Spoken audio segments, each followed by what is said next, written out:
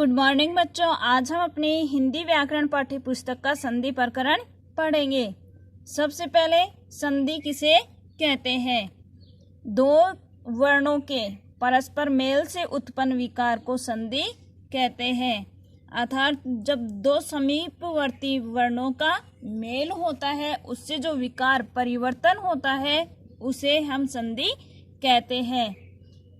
संधि कितने प्रकार की होती है? संधि के कितने भेद होते हैं? तो संधि 3 प्रकार की होती है: स्वर संधि, व्यंजन संधि और विसर्ग संधि। अब सबसे पहले आती है स्वर संधि। स्वर का मतलब स्वर, ठीक है। तो दो स्वरों के मेल से उत्पन्न विकार को स्वर संधि कहते हैं। अर्थात शब्द के अंदर स्वर से स्वर का जो मेल होता है उसे हम स्वर संधि कहेंगे। जैसे देव प्लस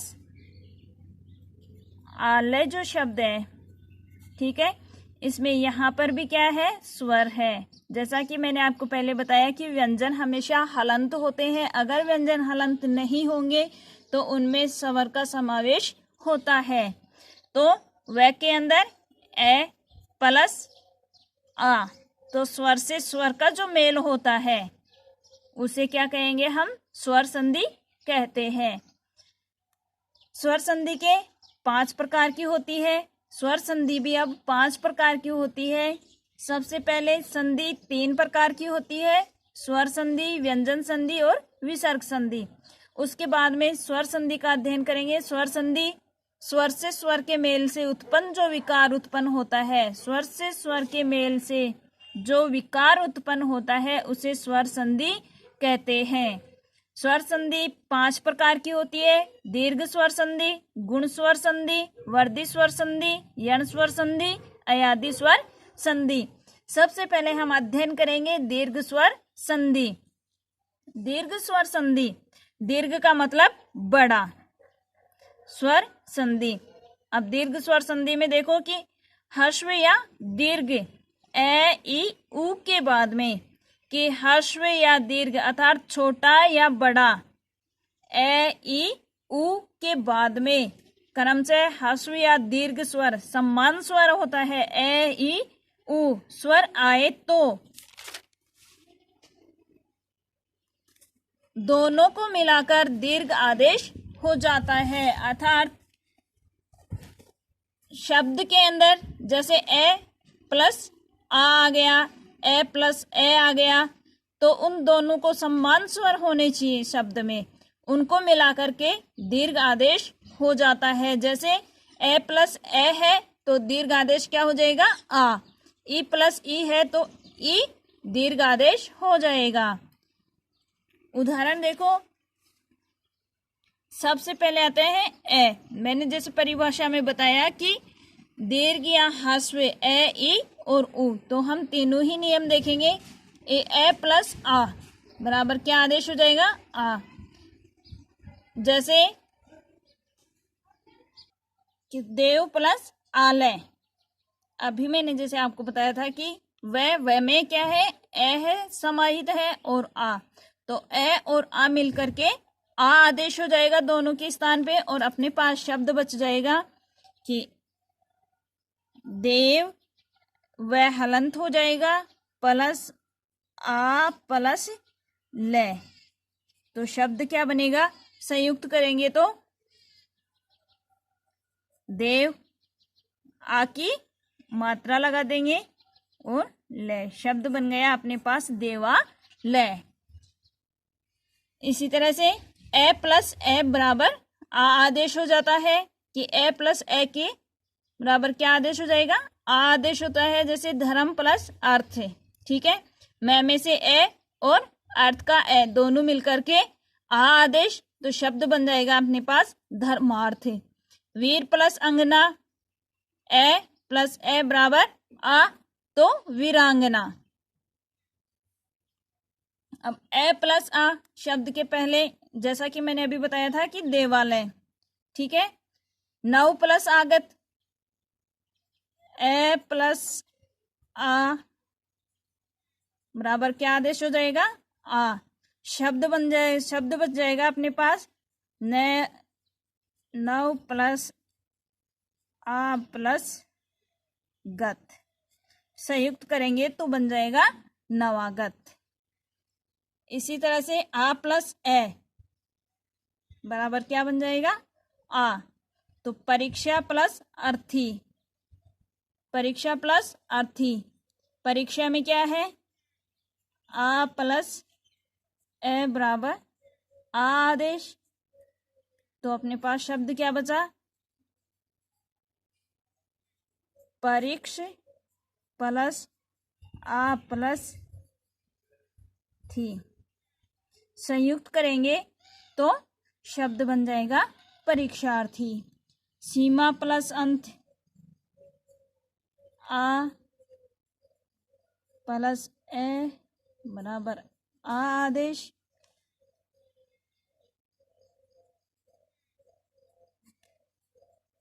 सिम प्लस आ प्लस तय,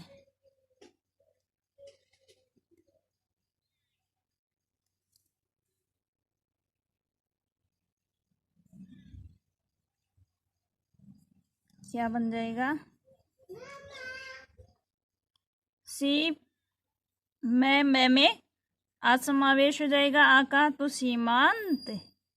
ठीक है, इसको हम अनुस्वार के माध्यम से भी लिख सकते हैं, सीमांत।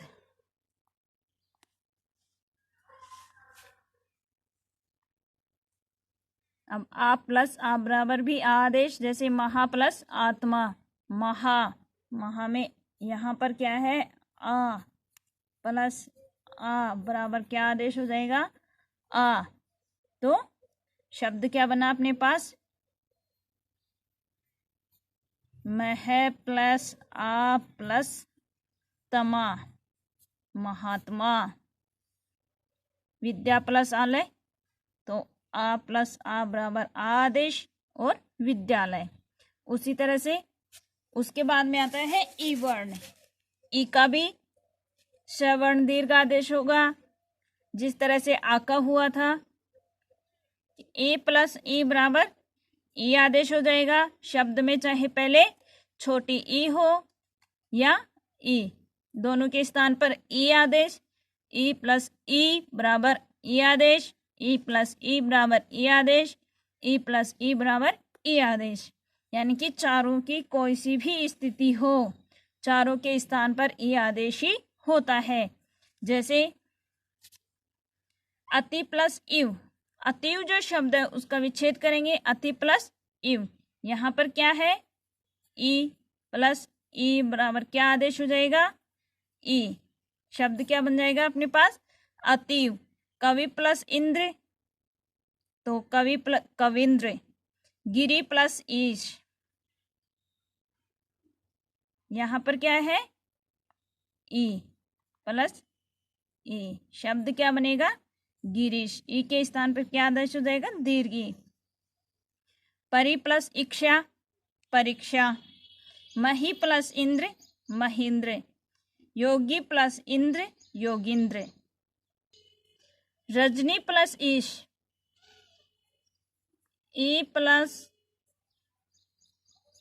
ई बराबर क्या आदेश हो जाएगा? ई। तो शब्द क्या बन जाएगा? रजनीश। जानकी प्लस ईश, तो यहाँ पर ई प्लस ई बराबर दीर्घ आदेश। शब्द बच जाएगा अपने पास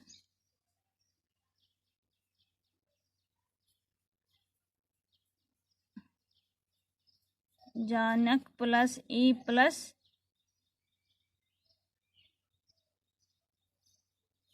श, संयुक्त करेंगे जानकीश। उसी तरह से उ प्लस उ बराबर उ दीर्घ आदेश, उ प्लस उ बराबर उ प्लस उ बराबर उ और उ। जिस तरह से आके और उ के नियम चले थे उसी तरह से उ के भी चलेंगे। भानु प्लस उदय, यहाँ पर क्या है? उ प्लस उ बराबर दीर्घ उ आदेश, शब्द बन गया भानुदय। विधु प्लस उदय, विधुदय। लघु प्लस उर्मी, लघु उर्मी। साधु प्लस ऊर्जा, साधु ऊर्जा। वधु प्लस उपकार, वधु उपकार, भू प्लस उद्धार। अब ये देखो, भू यहाँ पर क्या है, उ, और यहाँ पर भी उ, तो दीर्घ आदेश हो जाएगा उ। शब्द क्या बचा अपने पास, भय प्लस उ प्लस धार। ठीक है, भय प्लस उ प्लस धार। समझ में आ गया कि ये जो उ है यहाँ पर, तो दोनों के स्थान पर क्या हो जाएगा, दीर्घ उ, और शब्द बन जाएगा अपने पास भूदार। सरयू प्लस उर्मी, उ प्लस उ बराबर उ। शब्द बचेगा अपने पास सरये प्लस उ प्लस में। संयुक्त करेंगे सरयू उर्मी, भू प्लस ऊर्जा भूर्जा। अब आपको निम्नलिखित शब्दों के संधि विच्छेद करने हैं और निम्नलिखित शब्दों की संधि करनी है। संधि का मतलब दोनों को आपस में जोड़ करके लिखना है, और विच्छेद का मतलब दोनों शब्दों को अलग अलग करके लिखना है। धन्यवाद।